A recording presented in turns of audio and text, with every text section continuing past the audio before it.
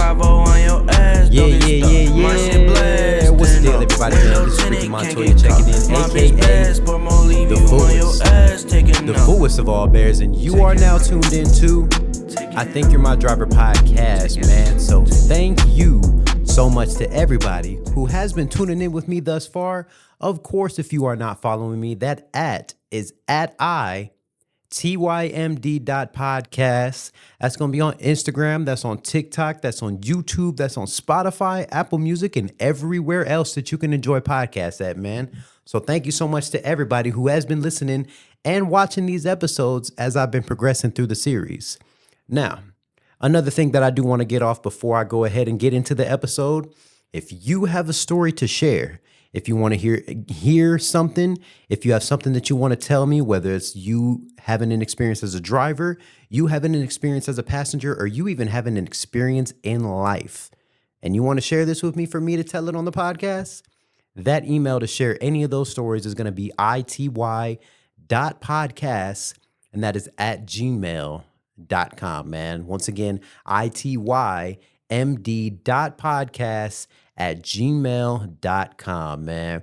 So thank you to everybody who has been interacting with the pod, sharing the pod, liking the pod, talking about the pod, because, you know, it's all coming back to me and it's letting me know that I'm in the right space, letting me know that I'm saying the right things and I'm getting to the right ears, man.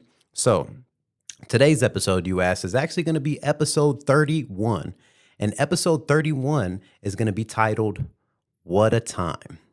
So what's kind of funny of it being such like an amazing time is that we're a little bit over a year removed from this Drake and Kendrick beef. This Drake and Kendrick beef happened. We're going to go ahead and say it started around March the 21st of 2024. So it went on, stretched out. We got push-ups. Then we got, what was it? We had push-ups. We had the tailor-made freestyle, and then we had a couple other bangers, but then of course we got the star-studded banger, which set everything off for me, was Euphoria. Euphoria, then followed by 616 in LA, which followed by Family Matters, then Meet the Grams, and then we had Not Like Us. So a pretty well star-studded event that I feel like was such a great way to conclude 2024. And of course, here we are now in 2025, a year after the beef has kicked off, and we kind of see the effects.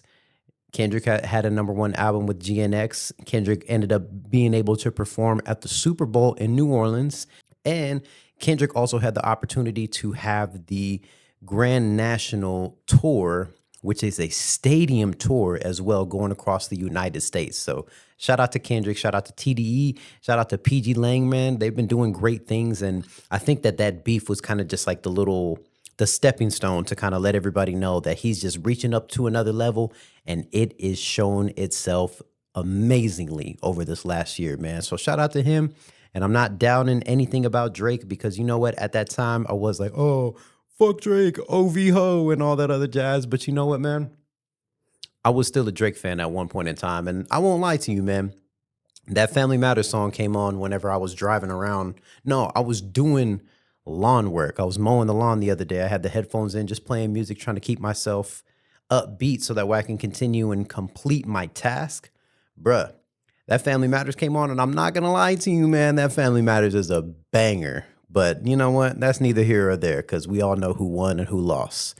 So what was kind of funny is that I feel like when that beef happened, so to say, it actually kind of brought back the same energy that we had back in 2013 when Kendrick teed off dropping the Control verse that we all know, the infamous Control verse of him calling out every rapper, every big name known rapper at that time, just like teeing off, kind of making everybody glove up to showcase their talents as rappers, because this is hip hop. So, you know, we're in here for the competition, to let everybody know who we are, to let everybody know who they are, because that's just what we're in the sport for, right? So I say that I feel like it gave off that same energy, because when that happened, everybody chimed in and decided to do the whole 20 versus 1, as Drake said, to team up against him. And, you know, we had a couple of rappers that teamed up. But I think what's one thing that we kind of leave out just a little bit that's actually still continuing to go on right before our eyes right now is on January 1st of 2025.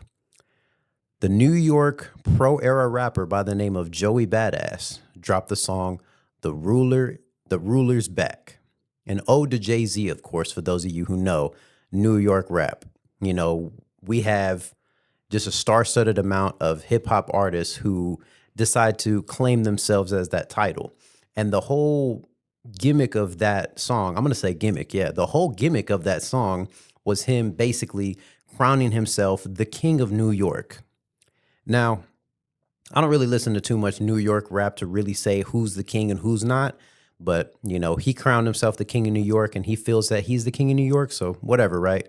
So, the one line that he put on the front street on that song in particular, The Ruler is Back, is he felt that, as quoted, say, there's a whole lot of West Coast dick licking when Kendrick, you know, put on all these artists on the GNX album that came out in November, which was like a month or two prior to this song, that gave everybody this pedestal to kind of start to basically stand behind the West Coast, which kind of just, you know, puts an ode back to what Kendrick was saying on Euphoria, which say, I take it that a lot of people don't like the West Coast and I'm fine with it. I'll push the line with it.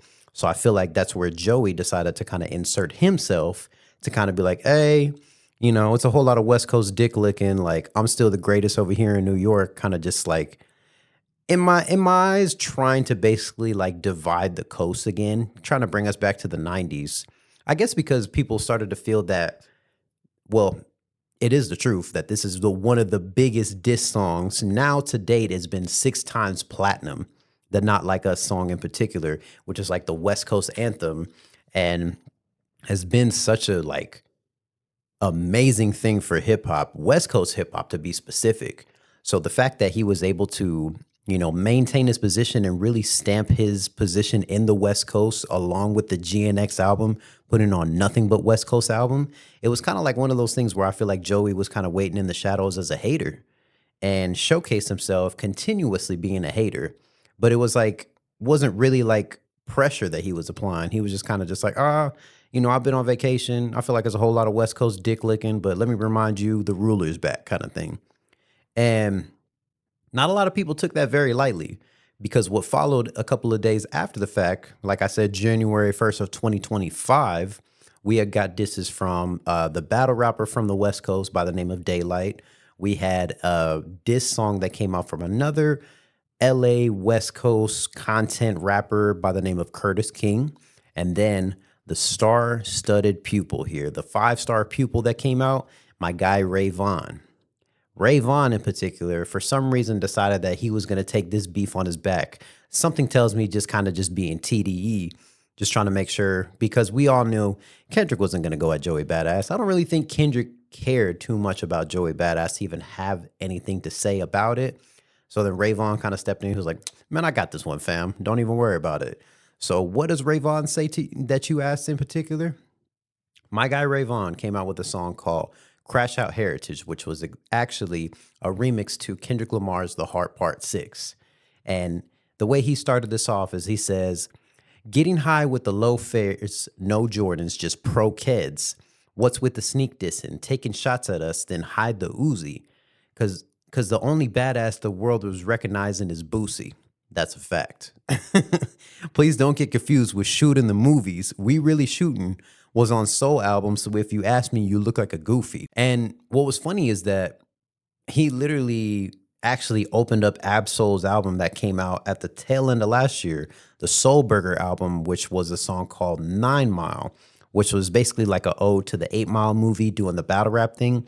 And Joey Badass is the first voice that we hear where he's introducing Ab Soul with this. So it was kind of like one of the things to where it's like, why are you sneak this in the West Coast? So to say, why are you sneak this in Kendrick, knowing that you and Ab Soul have this really close relationship? So kind of like really, really almost making Ab Soul kind of choose a side, which was even funnier that this was the exact angle that he took as far as being on Ab Soul and looking like a goofy, because last week, if not at the top of this week, at the time of me recording this, there was a pretty great cipher that just came out. Shout out to Red Bull Music Factory, because they did a cipher with Big Sean, Absol and Joey Badass. Absol took this time to actually use this verse to address Joey, which I'm sure they've had conversations prior to this, but he actually took it to really stamp his stance in this. And in the words, he says, he basically opens up this verse to say, the ruler's back. In fact, I never left, in which case, Joey, you cut me in a sticky predicament. I had to show solidarity to my syndicate. Now, you know, anybody can get it in such a way it will make any physician conflicted. But listen, the 47 still on my tricep. Pass the pot, let me skill it. I'm quite the chef. Pro era the masters, that ain't ever incorrect. Which was kind of funny. Him basically kind of like lightly touching on where he is, but letting everybody know that he's still sticking on his side of TDE being a TDE artist and him having such a close relationship with Kendrick. Of course, you're going to choose who you have, I guess, the better ties to, if that's the word that you want to use. But what was also kind of funny, him saying the 47 still on my tricep, because Absol actually has a very close relationship with Joey Badass as well. So it's kind of like one of the things where Joey really tried to like throw stones at a house that he also has keys to, or a house that he's welcome in.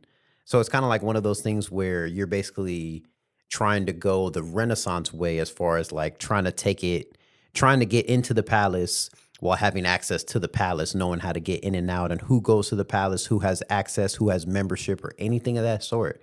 It was just such a very interesting way that Joey liked to try to, I guess, stamp his the ruler is back on his side. But it's like one of the things to where he's taken a lot of time to really focus on his acting gig and his role in Raising Canaan, which I have not finished the show, so I'm not going to talk a whole lot about it. But it was just like one of the things to where it was interesting to see him all of a sudden jump right back out there as if like the contract was up kind of thing. So it's like, oh, I guess I can go ahead and start releasing music again. But also kind of just like a marketing tactic to try to attach himself to something that was, I guess you could say, dying out at this time, because this came out, The Ruler's Back came out on January 1st, which was a couple weeks removed from the GNX album, to where I feel like was really kind of just like the fork in the beef, kind of just really just ending it. And I don't really think necessarily Joey was trying to reignite it or trying to create like an East Coast, West Coast thing, but it was just kind of him stamping his end to be like, hey, let's go ahead and put eyes on me. Like, we're all done West Coast dick licking, right? Now it's my turn for you guys to lick my dick, I guess is what he was trying to do. But I kind of made himself look kind of goofy, at least in my eyes, because how are you going to take this like huge stance on being the East Coast crown king or whatever the case, but haven't really like put in a whole lot of things for the East Coast, which is something that also Rayvon brought up, because prior to this cipher, well, following after this cipher, my guy Rayvon decided to come back with the whole era. This that just came out actually a couple days prior to me recording this episode, bro. He came out with the whole era thing and basically really just kind of just stood tall on everything that he's been feeling about this whole Joey Badass thing. And I don't know what it is about his personal feelings about it, but like I say about the marketing tactic, Rayvon actually just came out with an album at the tail end of March. No, actually, it was at the tail end of April. I think it was like April 24th to be specific. Fantastic album, by the way. This album is actually called The Good, the Bad, the Dollar Menu. It's an 11-track album, and if you have not heard that Rayvon album, stop watching this podcast and go listen to that album, because that album is a very fantastic album from somebody who can appreciate hip hop, somebody who can appreciate somebody showcasing talent, and also from somebody who seemed that they were kind of only going to go the freestyle route, because he's really showcased himself on all these radio shows such as Just Incredible and Hot 97 and On the Radar, just like all of these great platforms and outlets that a lot of these artists have opportunities to showcase themselves, to showcase their talent and how well that they're able to put together bars. But at the same time, it kind of also really puts pressure on you as an artist, because anybody can put together a verse, but can you put together a project? And I think that this was Rayvon's perfect opportunity to showcase how well that he's able to put together a project. because this project is a very, very well put together project. Like I said, 11 tracks that he put on this album. And the first couple of songs, it kind of just, maintains and keeps you very captivated throughout the first three songs.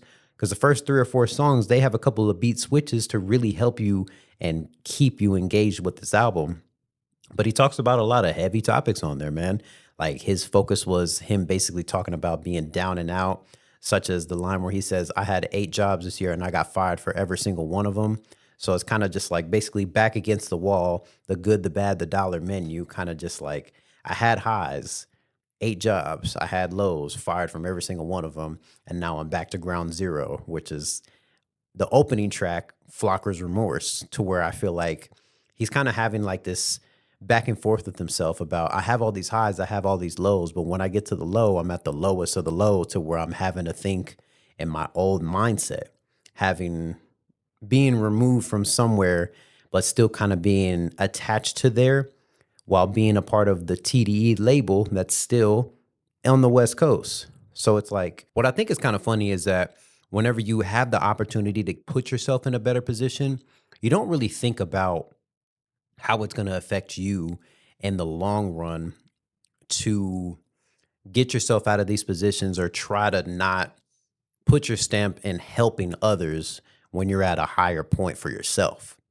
So I think that's where Ray Vaughn is kind of touching on a lot of these topics as far as like him having this remorse coming from the background that he comes from, the mindset that he comes from, the family that he comes from, because he talks about like his mom being an alcoholic, his stepdad being on drugs, but his mom also like teaching him how to sell drugs, teaching him how to scam, and just like coming from the bottom of the bottom, just thinking with you, I got the last straw of the barrel and I need to figure out how am I going to make this last or how am I going to put more straws in this cup, because when you're trying to pour from an empty cup, you kind of start to think with the wrong side of your brain. And when you're thinking with that fight or flight mentality, you kind of start to put yourself in situations to where your back is against the wall and you feel like you have no choice.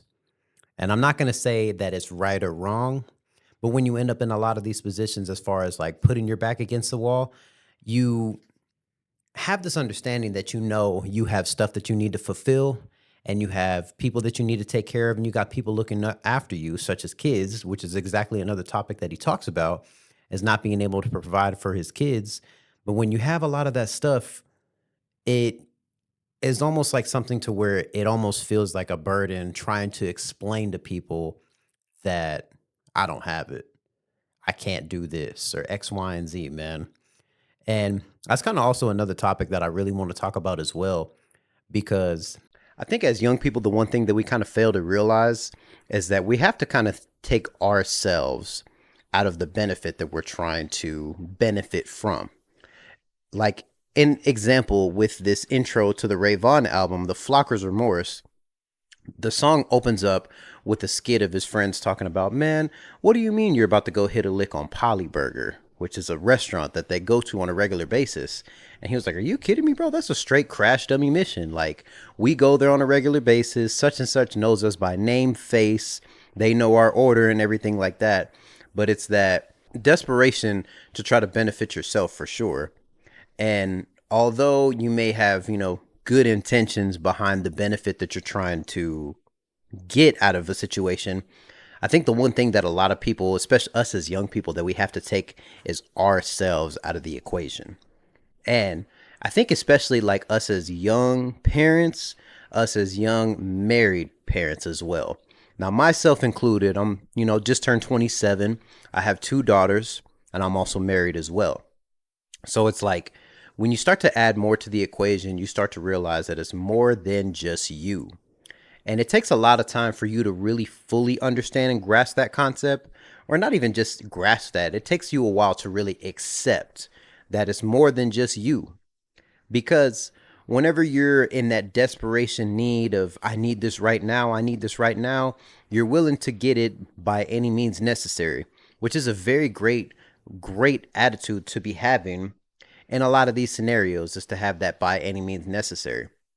But sometimes there's a very blurred line between that I need to get this right now and I need to do anything to get this right now. There's a very, very thin blurred line between that.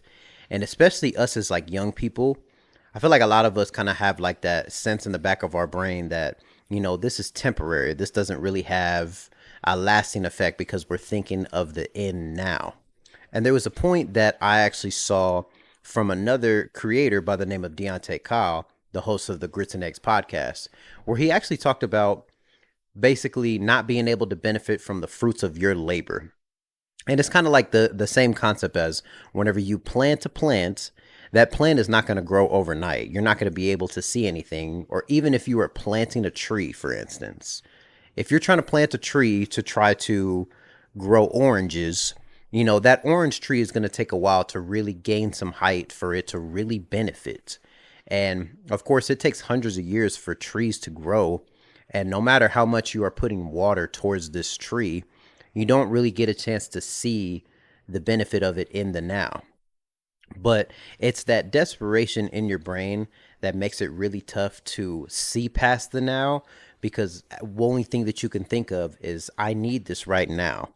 My kids need this right now. But if you think about it, your kids definitely do need it now, and kids are always the first priority.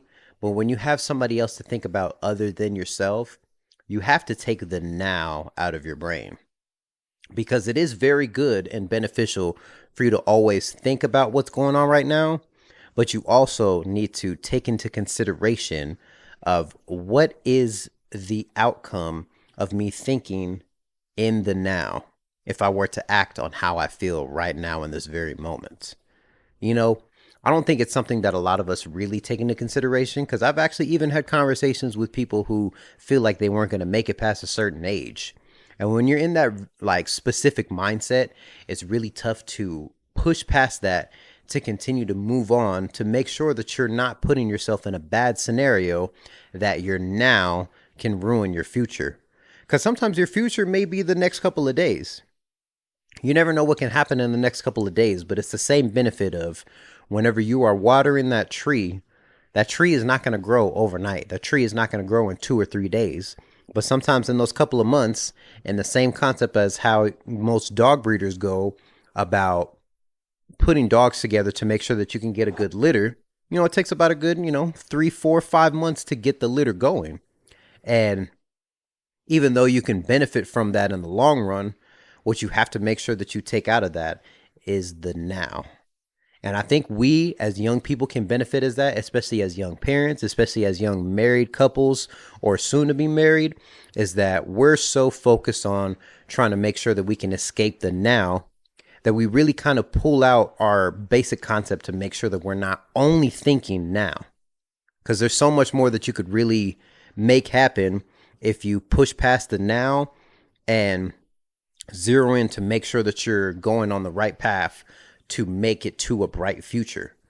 But there's also a downside to that, because even though you may try to zero in on your future, there's a lot of people who end up becoming tunnel vision and only being focused on getting that end goal.